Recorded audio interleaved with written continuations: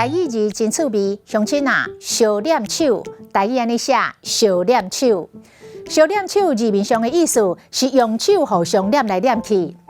两个囡仔囝本地咧小念手，你甲我念，我甲你念，算甲真欢喜。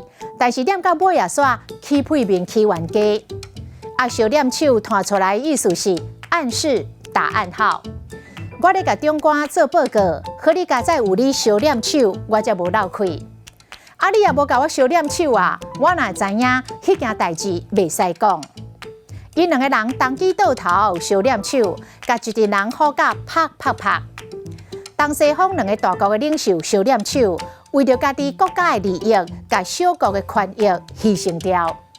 小念手的念，因翁讲的话，因某无介意听，就为大腿甲念落去。囡仔叫垃圾话，伊的妈妈随甲念喙皮，叫伊后摆袂使阁讲。这个菜要煮进前，就爱甲较乖、甲黄叶啊，甲念掉，安尼炒出来的菜才软软好食。这项的预算已经开超过啊，只好甲迄项的预算念一寡起来。